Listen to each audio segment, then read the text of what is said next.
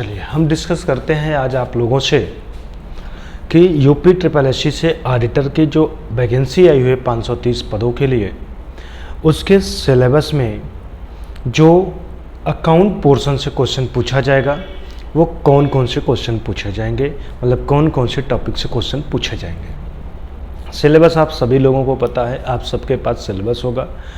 Part first का पहला point जो है उसमें अंकेक्षण और अंतिम खाता लिखा हुआ है, तो हम वहीं से स्टार्ट करते हैं। अंकेक्षण को अभी नहीं टच कर रहे हैं, अभी हम अकाउंट को टच करते हैं, वहाँ से बात करते हैं।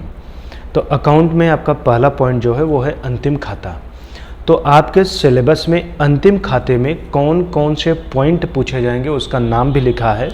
तो पहला नाम था अशोध एवं संदिग्ध ऋणों के लिए प्रावधान, मतलब सिलेबस में ये बताया गया है कि अंतिम खाता चैप्टर से जो समायोजन पूछे जाएंगे वो पहला समायोजन होगा अशोध एवं संदिग्ध ऋणों के लिए प्रावधान, जिसको बोलते हैं provision for bad and doubtful debts.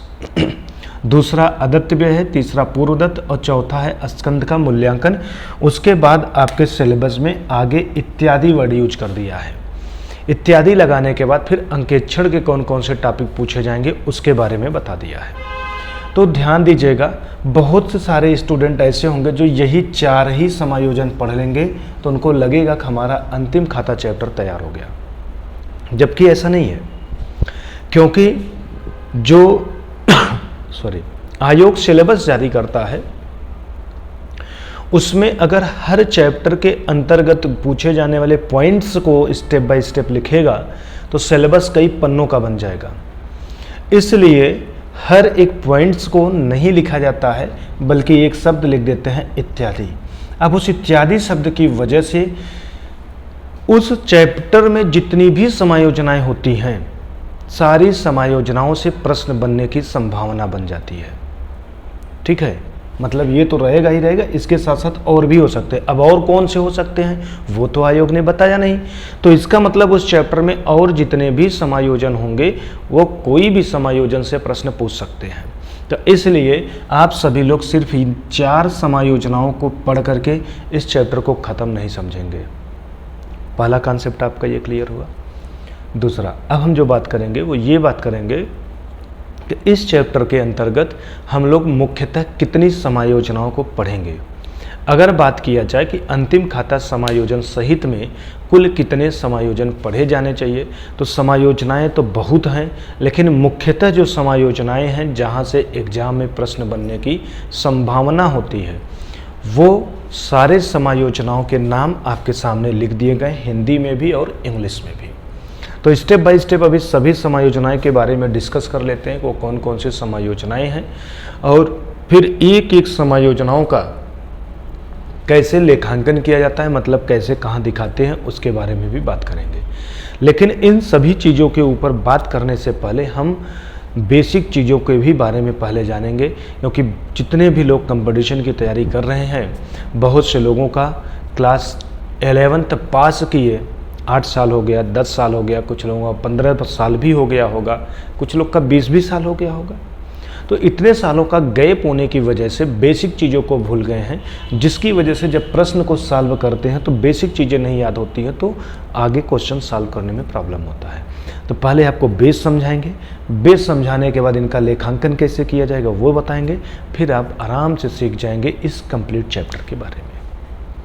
ठीक है, तो आप यदि हमारे चैनल पर नए हैं और अभी तक चैनल को सब्सक्राइब नहीं किए हैं तो प्लीज़ पहले चैनल को सब्सक्राइब कर लीजिए। चैनल सब्सक्राइब करने के साथ साथ बेल आइकन को ज़रूर प्रेस करिएगा, ताकि जो भी हमारी तरफ से वीडियो अपलोड किए जाएँ उसका नोटिफिकेशन आपको ज़रूर मिल जाए। ठीक, तो आप इतना काम करने के बाद हमारे चैनल के साथ जुड़ जाइए, और जुड़ने के बाद आप अपने पूरे यूपी ट्रिपल एससी ऑडिटर से रिलेटेड जो सब्जेक्ट का सिलेबस है कंप्लीट तैयारी हमारे चैनल के माध्यम से करिएगा। इस चैप्टर को ख़त्म हो जाने के बाद आप लोगों को एक सबसे इम्पॉर्टेंट बात बताई जाएगी। वो बात होगी यह कि एग्ज़ाम अब किस तरीके से कराया जा रहा है, मतलब एग्ज़ाम में पूछे जाने वाले क्वेश्चन के पैटर्न्स कैसे हैं। जो लोग यूपी पीसीएल अकाउंटेंट का भी पेपर दे करके आए होंगे उनको पता है कि क्वेश्चन अब 1 लाइनर नहीं बन रहे हैं, जो क्वेश्चन बन रहे हैं वो स्टेटमेंट बेसिस पे ज़्यादातर बनने का प्रयास करा जा रहा है आयोग के थ्रू, क्योंकि वन लाइनर क्वेश्चन लगभग लोग टच कर ले जाते हैं, इसलिए अब प्रयास हो रहा है स्टेटमेंट बेसिस पे। तो क्वेश्चन जो है वो मिक्स करके आएगा, कुछ क्वेश्चन स्टेटमेंट बेस पे आएंगे, कुछ वन लाइनर क्वेश्चन आएंगे। तो हम इस चैप्टर को ख़त्म करने के बाद जो इससे रिलेटेड क्वेश्चन बनेंगे उसको वन लाइनर भी देखेंगे और स्टेटमेंट बेस पर भी देखेंगे। दोनों टाइप के क्वेश्चन को सॉल्व करेंगे ताकि आपको एग्जाम में कितना भी घुमा करके क्वेश्चन क्यों ना पूछा जाए आप आसानी से कर लीजिए। तो चलिए हम पहले बात कर लेते हैं उन सभी समायोजनाओं के बारे में। तो ये 4 समायोजनाएं आपको बताया गया था। उसके साथ साथ हरास के बारे में बोला जाएगा, जिसको डेप्रिसिएशन बोलते हैं। हरास का मतलब होता है बिजनेस में जो असेट्स यूज किए जाते हैं उन असेट्स की वैल्यू में आने वाली कमी को हम हरास बोलते हैं। तो उसके बारे में पढ़ेंगे। फिर पढ़ेंगे उपार्जित आय, जिसको बोलते हैं एक्रूड इनकम। तो उपार्जित आय क्या होता है? तो उपार्जित आय का मतलब होता है कि बिजनेस ने पैसा तो अर्न कर लिया है बट अभी पैसा रिसीव नहीं किया है, तो उसको हम बोलते हैं उपार्जित आय। और अनुपार्जित आय का मतलब होता है कि बिजनेस ने पैसा अभी अर्न नहीं किया था फिर भी वो पैसा रिसीव कर लिया, तो ये बिजनेस के लिए लायबिलिटी होती है, क्योंकि बिजनेस ने पैसा बिना अर्न किए प्राप्त कर लेता है और ये बिजनेस की एसेट होती है। फिर अगला हमारा एडजस्टमेंट होगा पूंजी पर ब्याज। आप सभी लोगों को पता है व्यापार में पूंजी हमेशा व्यापार का मालिक ही लगाता है, और पृथक व्यवसाय की अवधारणा के अंतर्गत सेपरेट एंटिटी कॉन्सेप्ट के थ्रू बिजनेस के ओनर को और बिजनेस को अलग अलग कर दिया जाता है। अकाउंटिंग पॉइंट ऑफ व्यू से, लेखांकन की दृष्टिकोण से व्यवसाय और व्यवसाय के मालिक को अलग अलग रखा जाता है, अलग ट्रीट किया जाता है। तो जब व्यवसाय का मालिक और व्यवसाय दोनों अलग हो गए तो ज़रा आप सोचिए, ये व्यवसाय है और ये व्यवसाय का मालिक है। अगर मालिक ने व्यवसाय में पैसा लगाया और व्यवसाय ने मालिक को अलग कर दिया तो जितना भी पैसा मालिक ने व्यवसाय में लगाया है वो व्यवसाय की लायबिलिटी बन जाएगा, दायित्व बन जाएगा कि मालिक का पैसा वापस करे, क्योंकि व्यवसाय ने मालिक को अलग कर दिया। और जब व्यवसाय ने मालिक को अलग कर दिया तो फिर व्यवसाय को मालिक का पैसा लेने का कोई भी अधिकार नहीं है। तो इसलिए व्यवसाय की ये जिम्मेदारी होती है कि मालिक के पैसे को वापस करे, बट वापस नहीं किया जाता है बल्कि वो दायित्व के रूप में दिखाया जाता है। तो व्यवसाय में जो पूंजी होती है वो दायित्व होता है व्यवसाय के लिए, तो उस पूंजी पर व्यवसाय को ब्याज देना पड़ता है मालिक को। जब तक उस पूंजी को व्यवसाय यूज करता है तब तक वो मालिक को ब्याज देता रहता है, मीन्स दिया नहीं जाता, में अलाउ करते हैं। तो पूंजी पर ब्याज का कैसे हम ट्रीटमेंट करेंगे फाइनल अकाउंट में, उसके भी बारे में पढ़ेंगे। फिर आता है आहरण पर ब्याज। आहरण पर ब्याज का मतलब होता है कि व्यापार का मालिक अगर व्यापार में से अपने निजी प्रयोग के लिए कुछ निकाल ले जाए तो उसको आहरण बोलते हैं। अब आप सोचिए, अगर दोनों अलग हैं और व्यापार में से कुछ पैसा मालिक निकाल ले गया तो मालिक जब तक वो पैसा वापस नहीं कर देता है व्यापार को तब तक व्यापार मालिक से उस पैसे पर ब्याज लेगा, तो वो होगा आहरण पर ब्याज, जिसको बोलते हैं इंटरेस्ट ऑन ड्राइंग्स। इसका भी हम ट्रीटमेंट सीखेंगे। फिर आता है आपका अशोध ऋण, जिसको बोलते हैं बैड डेट्स। ध्यान रखेंगे ये आपका बैड डेट्स और ये आपका अशोध एवं संदिग्ध ऋणों के लिए प्रावधान, ये सब सिमिलर टॉपिक है, मतलब एक से दूसरे से इंटर रिलेट होते हैं। अब ये चूँकि इस तरीके से आपके सिलेबस में दिया था तो इसलिए पहले इतना ही लिखें, बाद में इसको लिखा गया है, तो ये आपका इसी से रिलेटेड है। ठीक है। अशुद्ध ऋण का मतलब होता है वो पैसा जो फाइनली डूब गया, मतलब व्यवसाय ने किसी व्यक्ति को माल उधार में बेचा था और जिस व्यक्ति को उधार में बेचा था वो व्यक्ति पैसा नहीं दे रहा है और व्यापार का ये पैसा फाइनली डूब गया, तो उसको बोलते हैं अशुद्ध ऋण, मीन्स बैड डेट्स। मतलब जो भी गुड्स क्रेडिट में बिजनेस सेल करे और वो पैसा बिजनेस को ना मिल पाए तो वो बिजनेस का बैड डेट्स बन जाता है। इसके बाद हम डिस्कस करेंगे मैनेजर के कमीशन के बारे में। मैनेजर बिजनेस में वर्क करता है और कभी कभी मैनेजर्स को सैलरी के अलावा उसको कमीशन भी देने का प्रोविज़न रखा जाता है, मतलब उसको सैलरी तो दिया ही जाता है प्लस उसके साथ साथ कमीशन की भी बात कर दिया जाता है। तो मैनेजर के कमीशन का ट्रीटमेंट कैसे किया जाता है उसके बारे में भी हम डिटेल में डिस्कस करेंगे कि कैसे निकाला जाएगा। फिर आता है असामान्य हानि। असामान्य हानि क्या है, जिसको इंग्लिश में बोलते हैं एबनॉर्मल लॉस। तो एबनॉर्मल लॉस और नॉर्मल लॉस दो कैटेगरी के लॉस होते हैं बिजनेस में। असामान्य हानि की बात करेंगे तो असामान्य हानि एक ऐसी हानि होती है जिस पे हमारा कंट्रोल होता है, सामान्य हानि पे कंट्रोल नहीं होता है, सामान्य रूप से वो हो ही जाएगा चाहे जितना प्रयास कर लीजिए, उसको बोलते हैं सामान्य हानि, मतलब नॉर्मल लॉस। जैसे आप गाड़ी में पेट्रोल भराते हैं, आप कितना भी कोशिश कर लीजिए, पेट्रोल भरने के ड्यूरेशन में जितना पेट्रोल उड़ना है वो उड़ ही जाएगा, आप चाहे जितना प्रयास कर लीजिए, तो उसको हम बोलते हैं सामान्य हानि, मतलब नॉर्मल लॉस।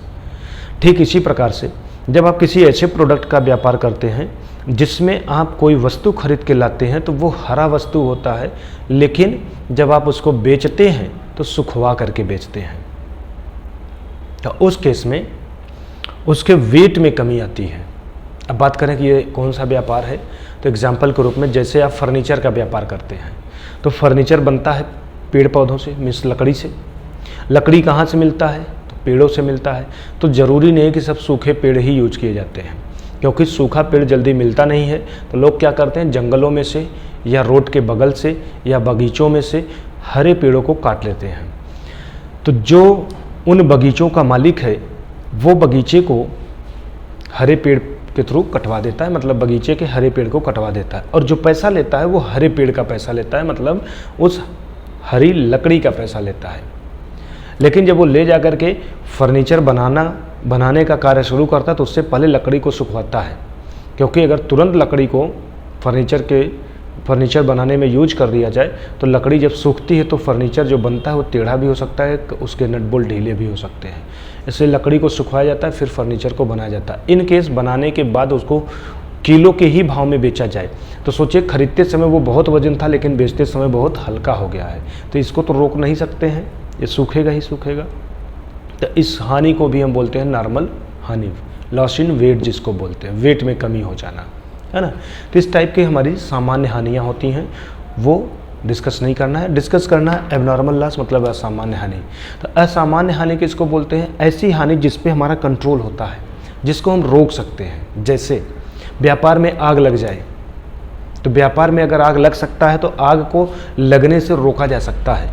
आग को लगने से रिलेटेड जो भी चीज़ें उनको दूर करिए, और आग अगर लगता है तो उसको बुझाने के जो संयंत्र हैं उसको आप रखिए, तो आग लगेगी भी तो तुरंत बुझ जाएगा, उसकी वजह से कोई भी नुकसान नहीं होगा। फिर भी अगर आग लगने की वजह से कोई हानि हो भी जाती है तो उस हानि को हम असामान्य हानि बोलते हैं।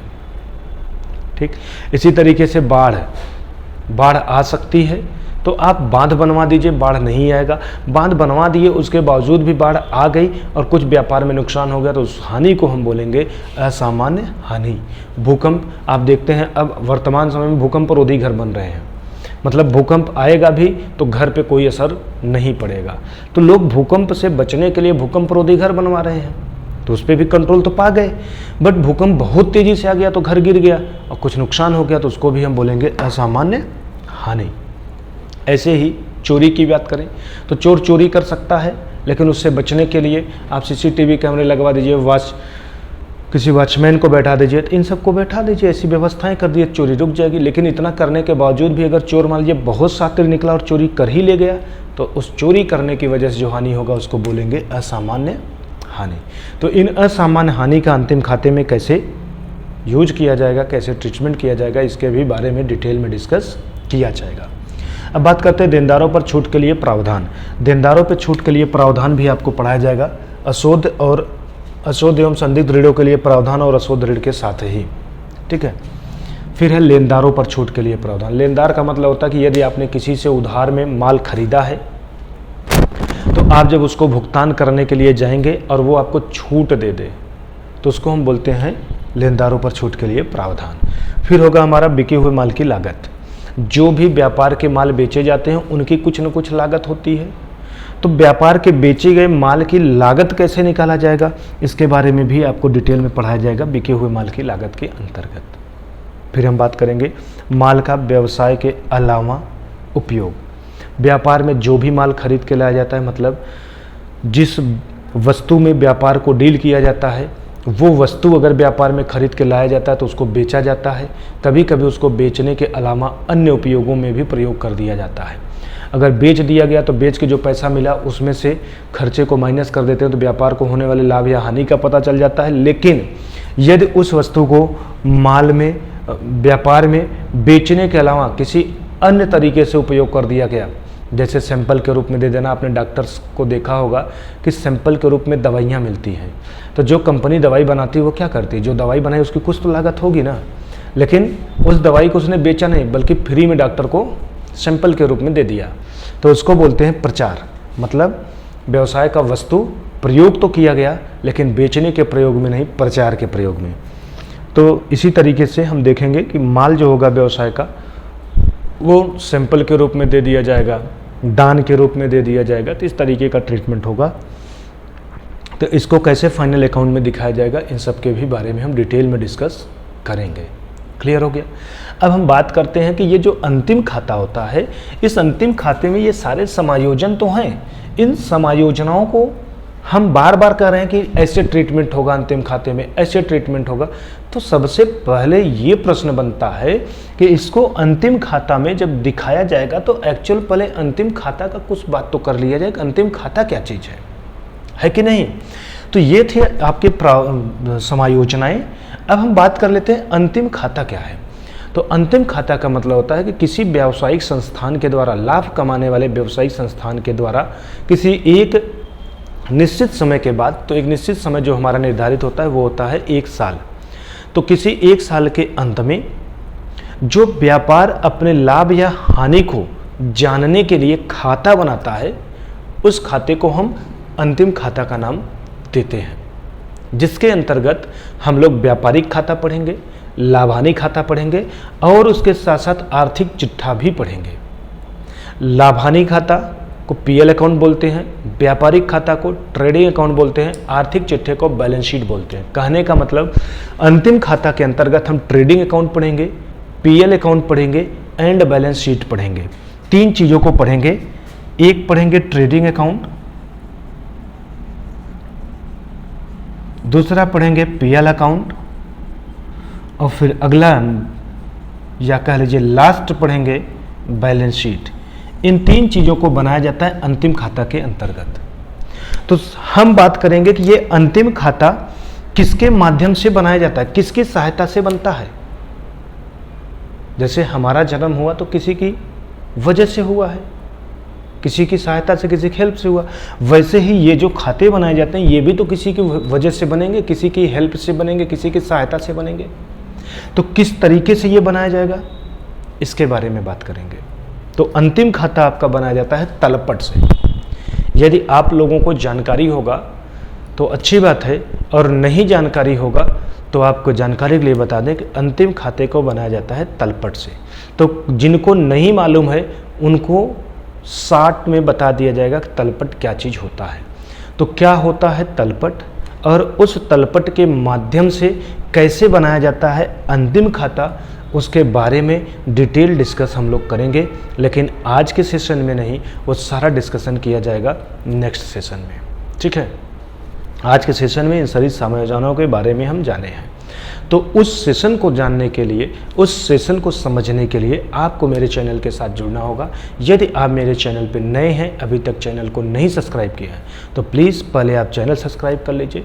सब्सक्राइब करने के साथ साथ बेल आइकन को ज़रूर प्रेस करिएगा, ताकि जो भी वीडियो हम अपलोड करेंगे उसका नोटिफिकेशन आपको मिल जाएगा। जैसे जब हम अगला तलपट से संबंधित वीडियो बनाएंगे तो आप चैनल को यह सब्सक्राइब किए रहेंगे तो आपको उसका नोटिफिकेशन मिल जाएगा। बेल आइकन अगर प्रेस किए रहेंगे तो आपका वो वीडियो छूटेगा नहीं। तो इसको आप लोग नोट कर लीजिए। मिलते हैं नेक्स्ट सेशन में। तलपट कैसे बनता है, क्या है तलपट, और तलपट की सहायता से कैसे अंतिम खाता बनाया जाता है, उन सब की डिटेल जानकारी को लेकर के मिलते हैं आप लोगों से नेक्स्ट सेशन में। तब तक आप सभी लोगों को बहुत बहुत धन्यवाद।